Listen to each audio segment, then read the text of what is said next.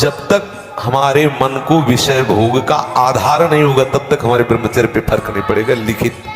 तो इसलिए सबसे पहली बात यह है, इस बात को ध्यान से सुन लेना।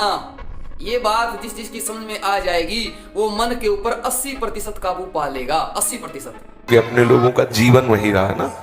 हमारे इंद्री को संयोग जनित कोई क्रिया, कोई व्यक्ति, कोई स्थान जब तक आधार नहीं मिलेगा तब तक वो हमें नष्ट नहीं कर सकते। क्या पहली बात ये, जिस तरह व्यक्ति हमारी इच्छा के बिना अंदर नहीं आ सकता, दरवाजा हम खोलते, ठीक उसी तरह मन एक जड़ वस्तु है। मन में अपने आप कोई भी विचार नहीं आता, मन में विचार हम लेकर के आते हैं। हम चाहे तो जिस विचार को ले आए और हम चाहे तो जिस विचार को हटा दें।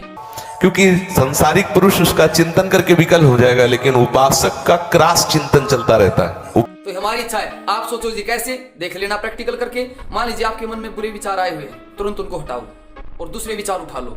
तो आपको आश्चर्य हो रहा है, ये तो मैंने तुरंत ऐसा हो गया, मैंने उन विचारों को हटाकर दूसरे विचार ले आया, ये तो मेरे ही हाथ में था। आज तक मैं तो वैसे ही मानता था कि मन में अपने आप विचार आते रहते, मन में अपने आप तो आते ही नहीं है।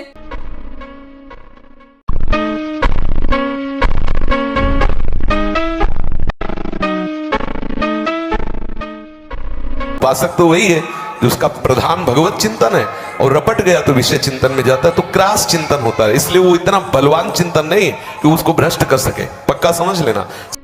फिर अगली बात कहता जी, ठीक है मन में गंदे विचार आ भी जाए, जैसे कि हम यदि दरवाजा खोल दें और व्यक्ति अंदर आ भी जाए, ठीक है, तो कहता जी एक बार मान लीजिए गंदे विचार अंदर आ भी जाए तो फिर ये बार बार क्यों आते हैं, बार बार क्यों आते हैं इसकी सुनो। वो दुष्ट व्यक्ति आपके बाहर खटखटा रहा था दरवाजा, आपने दरवाजा खोल दिया, व्यक्ति अंदर आ गया। अब व्यक्ति की आपने खूब सेवा करनी शुरू कर दी, खूब मान सम्मान शुरू कर दिया। बताओ वो व्यक्ति आपके घर दोबारा आएगा कि नहीं आएगा? आएगा कि नहीं आएगा? जब उसका मान सम्मान करोगे तो आएगा वो। तो ठीक इसी तरह जब आपके मन में गंदे विचार आए और आपने गंदे विचारों में आनंद लेना शुरू कर दिया, उन गंदे विचारों में खो गए, उन्हीं विचारों में सुख ढूंढने लगे, और फिर क्या हुआ, वो गंदे विचार फिर आएंगे।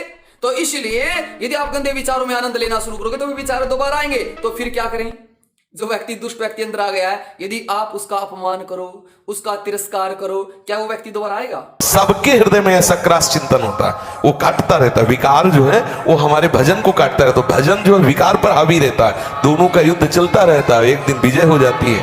पर ब्रह्मचर्य पे फर्क नहीं पड़ता, क्योंकि एकाग्रता पूर्वक जिस विषय का चिंतन किया जाता है उसका हमारे हृदय पर प्रभाव पड़ता है।